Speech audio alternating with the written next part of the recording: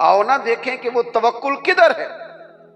اقبال کہنے لگے سن اے تہذیب حاضر کے گرفتار، غلامی سے بدتر ہے تیری بے یقینی، کہ جو تو کچی پکی باتیں کرتا ہے تو غلاموں سے بھی بدتر زندگی گزار رہا۔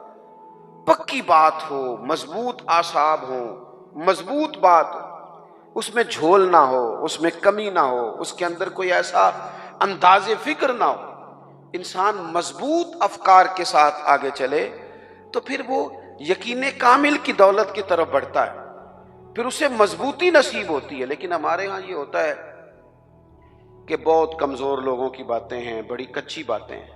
نبی کریم صلی اللہ تعالی علیہ وسلم فرما رہے ہیں غار ثور میں، آپ کی توجہ ہے میری بات پر، سامنے کھڑے ہیں قریش مکہ اور حضور کیا کہتے ہیں؟ لا تحزن، غم نہ کر۔ حضور کوئی سبب بھی تو ظاہری ہونا چاہیے نا کسی چیز کا، لیکن کریم نے کہا لا تحزن، ابو بکر غم نہ کر۔ کیوں نہ کر؟ ان اللہ معنا، اس لیے نہ کر کہ بے شک اللہ ہمارے ساتھ ہے۔ جن کے ساتھ رب ہو وہ دنیا داری کے معاملات میں کبھی غمگین، جن کے ساتھ رب ہو۔ لیکن ہم نا وہ اکبر الہآبادی نے کہا تھا کہ مصیبت میں بھی اب یاد خدا ہم کو نہیں آتی، دعا منہ سے نہ نکلی، جیبوں سے عرضیاں ہی نکلی۔ ہم نہ دفتروں کے چکر تو کاٹتے ہیں، مصلی نہیں بچھاتے، ہم سفارشیں تو ڈھونڈتے ہیں، دعائیں نہیں کرتے، ادھر ادھر سے اپنے تعلقات تو لڑاتے ہیں لیکن اللہ کی رحمت کو نہیں مناتے۔ ایک تو ولی کی شان یہ ہے کہ کامل ایمان، اور دوسری بات وَكَانُوا يَتَّقُونَ، ولی متقی ہوتا ہے، تقوی والا، پرہیزگار۔ نمازی کو پرہیزگار نہیں کہتے، نماز پڑھنے والا نمازی ہے، حج کرنے والا حج کرنے والا حاجی ہے، قرآن شریف پڑھنے والا قاری ہے، یاد کر لینے والا حافظ ہے۔ گناہ سے بچنے والے کو پرہیزگار کہتے ہیں، متقی کہتے ہیں جو گناہ سے پرہیز کرے۔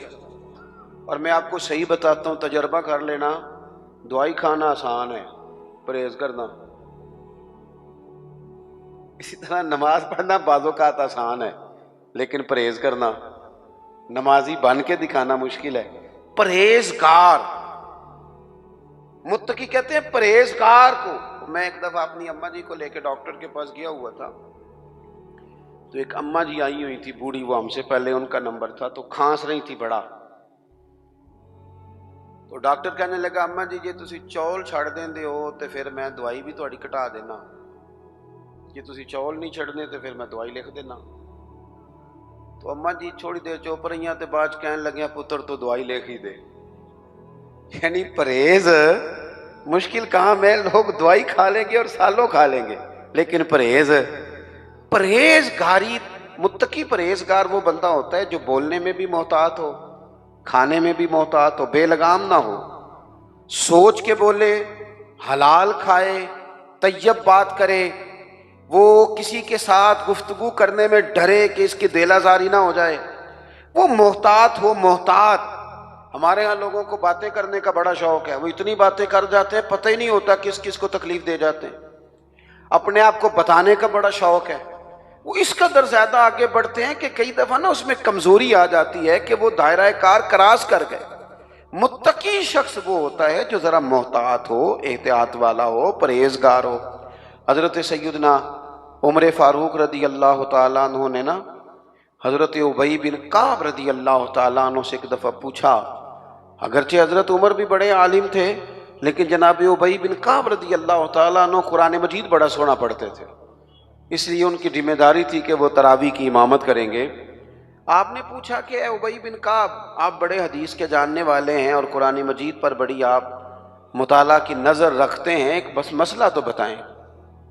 یہ مسائل پوچھنے کا نا ہمیں بھی ذوق بنانا چاہیے، جب شوق ہو جاتا ہے، ذوق ہو جاتا ہے، پھر دل بھی لگ جاتا ہے۔ حضرت ابی بن کعب رضی اللہ تعالیٰ عنہ سے حضرت عمر نے سوال پوچھا، کہا جناب بتائیے، یہ بار بار کئی بار اللہ تعالیٰ نے قرآن مجید میں تقوی کی بات کی ہے، بار بار کہا ہے پرہیزگاری اختیار کرو تاکہ تم پرہیزگار بن جاؤ، اللہ پرہیزگاروں کے ساتھ ہے، اللہ پرہیزگاروں سے محبت کرتا ہے۔ تو یہ پرہیزگار کون ہے، یہ تقوی کیا ہے؟ تو بڑی سادی سی مثال دی حضرت ابی بن کعب نے. آپ کو سمجھ آ رہی ہے میری باتوں کی؟ تھک تو نہیں گئے آپ لوگ؟ ہر بات میں تو ایسے نہ کریں، سوچ کے کریں. حضرت ابی بن کعب رضی اللہ تعالیٰ عنہ سے پوچھا کہ بتائیے متقی کون؟ یہ آپ نے تعریف یاد رکھنی ہے تقوی کی، اگرچہ بہت ساری تعریفات موجود ہیں، لیکن حضرت ابی بن کعب کہنے لگے